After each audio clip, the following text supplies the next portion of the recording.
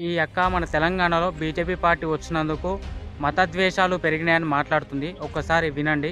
ఈ బీజేపీ వచ్చిన దరిద్రం ఏ ముహూర్తాన్ని అడుగు పెట్టిందో మన తెలంగాణలో.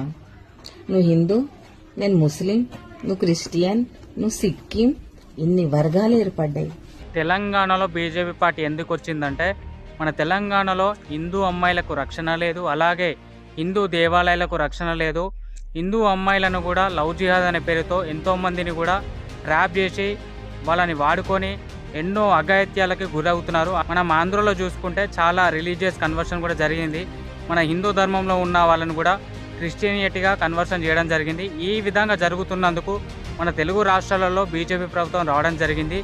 మీరు చేసే అన్యాయాలకు కానీ, అక్కడ జగన్మోహన్ రెడ్డి గారు చేసే అన్యాయాలకు కానీ, తెలంగాణలో కాంగ్రెస్ పార్టీ చేసే అన్యాయాలకు కానీ ఈటుబాటు సమాధానం ఇవ్వాలంటే అది బీజేపీ పార్టీ ఒకటే.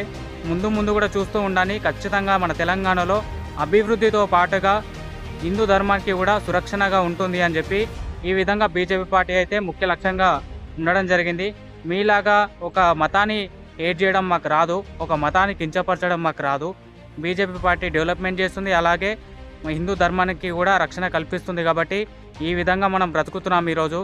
లేదు అంటే ఈ కాంగ్రెస్ పార్టీ ఉంటే మన భారతదేశాన్ని అమ్ముకొని ఇప్పటివరకు ఎప్పుడో కూడా సర్వనాశనం చేసేది.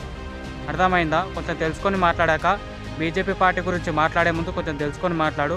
పార్టీ గురించి తెలియకపోతే నోరు మూసుకొని సైలెంట్గా ఉండు.